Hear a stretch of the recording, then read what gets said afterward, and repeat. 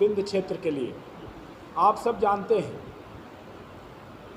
Asia की सबसे चौड़ी टनल, जिसका अभी माननीय नितिन गडकरी जी ने लोकार्पण किया है, इन्हीं 9 सालों में बनकर तैयार हुई।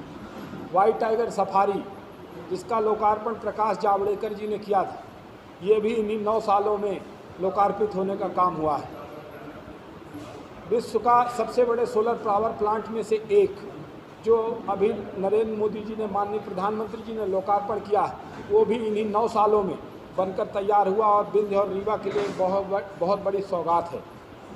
इसी तरह से हमारे यहाँ बाहें फैलाई हुई चारों तरफ रीवा से 4 लेन की सड़कें इन्हीं 9 सालों में पूर्ण स्वरूप उसका देखने का मिला है। जहाँ एक तरफ हम वाइट टाइगर सफारी का लोकार्पण कर रहे हैं, दूसरी तरफ बसामन मामा में गौवंश वन्य विहार में गौवंश सफारी का भी हम लोग लोकार्पण करने की तैयारी में है। 10,000 गौवंश, 5,000 अभी वहाँ है, 10,000 रखने का प्रावधान है। तो माननीय प्रधानमंत्री नरेंद्र मोदी जी का 9 साल का कार्यकाल, जहाँ विश्व के लिए आज कल आपने देखा है 21 तारीख को योग दिवस मनाया गया। नरेंद्र मोदी जी की पहल पर दुनिया को भारतीय संस्कृति की एक बहुत बड़ी देन, जो पूरी दुनिया को हेल्दी दुनिया बनाए रखने के लिए, स्वस्थ दुनिया रहेगी तो वेल्दी दुनिया रहेगी, इसके लिए हमारे नरेंद्र मोदी जी ने शुरुआत की थी। और कल आप सबने विश्व योग दिवस पूरे दुनिया के सभी देशों में मनाया गया। ये तो हुई दुनिया की बात। यदि आप देश में बात करें तो धारा 370-35 से समाप्त करके पूरे देश को एक विधान, एक निशान और एक संविधान के नीचे लाने का काम इन 9 सालों में हुआ है। उसी तरह अयोध्या में राम मंदिर, जो 500 वर्षों से प्रतीक्षारत थे कि भगवान राम का मंदिर बनेगा, देश की जन भावना यही थी कि वहाँ राम मंदिर बनना चाहिए, इन 9 सालों में ही बनने की शुरुआत हुई। जो महाकाल कॉरिडोर आपने देखा होगा, अद्भुत किस तरह से विहंगम दृश्य आज वहाँ देखने को मिलता है। जहाँ पहले गलियों में मैं खुद जाता था, आप लोग भी गए होंगे, नालियों से टट्टियाँ बहा करती थी, वहाँ हम लोग निकल के लोग जाते थे भगवान के दर्शन करने। आज कितना साफ़ सुथरा हमारे भगवान भोलेनाथ का कॉरिडोर बनकर तैयार हो गया है। और इसी तरह से पूरे देश में अलग अलग चीज़ों में, चाहे आप वो केदारनाथ ले लो, चाहे वो वंदे भारत, आज आप देख रहे हो 65% लोग वंदे भारत ट्रेनों में चढ़ना चाहते हैं, जो पूर्णतः स्वदेशी तकनीक आधारित हमारे विकसित की गई। इसी तरह हमारा जो रक्षा सामग्री है, उनके निर्माण में भारत की हिस्सेदारी बढ़ी है, उनका निर्यात भी हमारे देश के द्वारा बढ़ाया गया है। इस तरह से चाहे वो जिस मामले में हो, नरेंद्र मोदी जी के 9 साल अद्भुत और बेमिसाल रहे। कोरोना काल में और कुछ पूछे, सिमरिया का विकास कितना हुआ है? सिमरिया विधानसभा का जनता तमाम जो वादे हुए थे कितने पूरे हुए? जो वायदे हुए थे वो तो सभी पूरे हुए। वायदों से आगे हम निकल गए। सिमरिया के अंदर 400 करोड़ की सड़कों या तो निर्माणाधीन है या तो टेंडर प्रक्रिया में है। रीवा से गोदहा सड़क आप देख रहे हैं, लगभग 70% निर्माण कार्य उसका पूरा होने के कगार में है। सड़क ऐसी बनी है जैसे मैदान हो, 10 मीटर चौड़ी। उसके अलावा जहां आप इस शंकर जी के तालाब में बैठे हो, आसपास देखिए कैसा रमणीक तालाब है।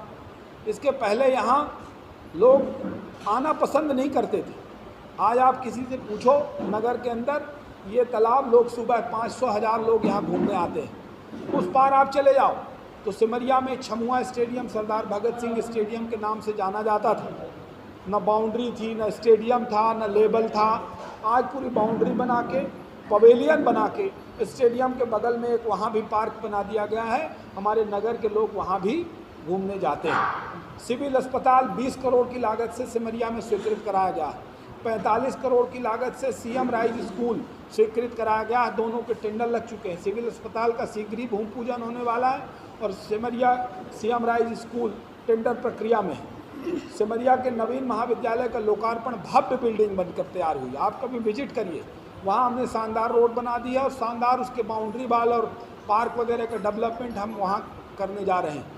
सिमरिया के अंदर आपको चारों तरफ सड़कें अच्छी चौड़ी बनती हुई अंदर नगर के अंदर नालियों को कवर्ड करके नगर पंचायत के अंदर हम लोगों ने काम किया है। बसामन मामा से लेकर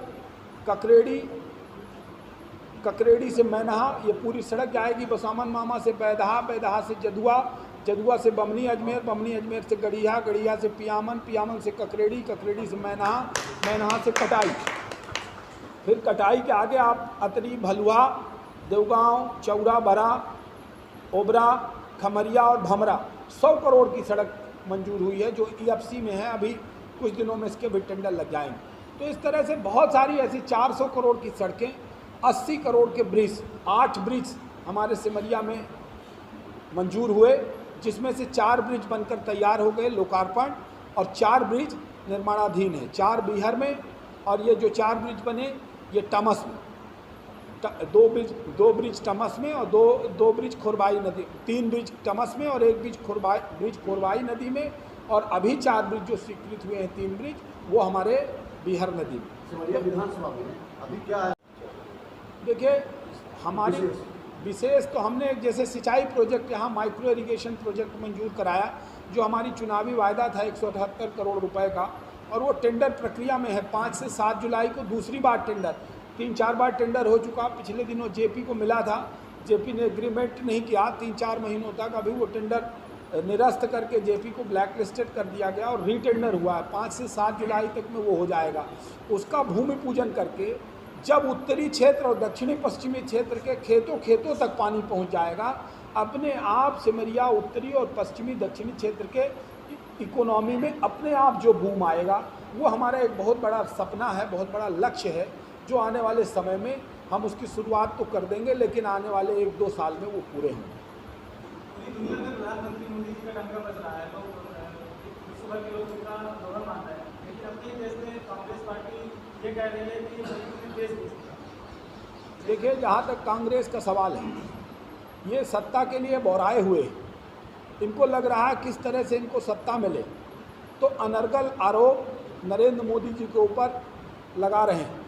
आप देखिए पूरे देश के लोग, इनके कुंठित मानसिकता देखिए कि जब ट्रंप के कार्यकाल में नरेंद्र मोदी अमेरिका जाते थे, पूरा अमेरिका पलक पावड़े बिछाता था। तो ये जब ट्रंप हार गए तो इनको जश्न था कि अब ट्रंप हार जाएंगे, अब जब नरेंद्र मोदी अमेरिका जाएंगे तो जो बाइडेन उस तरह से स्वागत नहीं करेंगे। और आप देखिए नरेंद्र मोदी का ऑरा, और ये भारत के 140 करोड़ देशवासियों की ताकत है। आपकी ताकत के बल पर, देशवासियों की ताकत के बल पर जो बाइडेन भी ट्रंप से 2 कदम आगे बढ़कर नरेंद्र मोदी का स्वागत करने के लिए पलक पावड़े बिछाए हैं। अमेरिका नहीं, दुनिया के किसी भी देश का कोई भी राष्ट्राध्यक्ष होगा, नरेंद्र मोदी और 140 करोड़ भारतीयों के सामने नतमस्तक होगा। नरेंद्र मोदी जी ने ये पूरी दुनिया में कर दिखाया है। एक चीज़ और है, आपने जैसे गौवंश के बारे में कहा कि गौवंश बने, लेकिन सड़कों में आज भी आवारा पशु भागते दिखाई देते हैं, उनके लिए गौवंश में क्यों नहीं मतलब रखा जा रहा? बिल्कुल, आपका सवाल बहुत सही है। हमने एक मॉडल बनाया है। रीवा जिले के अंदर जो असेसमेंट हुआ है, 1 लाख गौवंश बेसहारा घूम रही हैं। हमने जो अपना गौवंश वन विहार बनाया है, वो 10,000 क्षमता का हम डेवलप कर रहे हैं। अब 10,000 क्षमता का हम कर रहे हैं तो 90,000 गौवंश अभी भी जिले में बेसहारा है। हमने प्रदेश को, देश को एक मॉडल देने की कोशिश की है कि बेसहारा गौवंश को इस तरह के मॉडल में आप रख सकते हैं कि एक 50 एकड़ एरिया में हम लोगों ने गौवंश के अंदर रखने की व्यवस्था की। 2-3 करोड़ रुपए उसमें FD किया, जिससे 35 लोगों को नौकरी पर रखा, जो उनको चराने, लाने, ले जाने, उनकी सेवा करने के लिए लगे हैं। और जंगल से लगा होने के कारण गौवंश वहाँ चरने जाता है, शाम को आता है। गोधूली बेला में आप देखिए 1.5 घंटे लगता है। 5,000 गौवंश है अभी, ये 10,000 करने का लक्ष्य है। तो 10,000 के बाद भी एक जिले में अभी लगभग 90,000 गौवंश बाहर है, इसलिए अभी सड़कों पर ये गौवंश देखने को मिलता है। यदि ये जंगली एरिया में यहाँ से लेकर 10 गौवंश ऐसे बना दिए जाएँ तो रीवा जिले में एक भी गौवंश घूमती नहीं मिलेगी। और फ़ायदा ये होगा कि जो हम प्राकृतिक खेती और ऑर्गेनिक खेती की बात आगे कर रहे हैं भविष्य में, और हमारे नरेंद्र मोदी जी इस पर बहुत तेज़ी से कदम आगे बढ़ा रहे हैं। तो हमारे सिमरिया के अंदर जो रॉ मटेरियल है, चाहे वो गोबर की खाद हो, चाहे वर्मी कंपोस्ट हो, चाहे गोबर गैस से निकलने वाली हो, प्राकृतिक खेती और ऑर्गेनिक खेती जो हमारा एक अगला सपना है इसके बाद सिमरिया माइक्रो के बाद, कि हमारा सिमरिया प्राकृतिक खेती और ऑर्गेनिक एग्रीकल्चर के लिए हब के रूप में काम करे, उस दिशा में भी हमारा काम इस गौवंश वन विहार के साथ प्रारंभ है।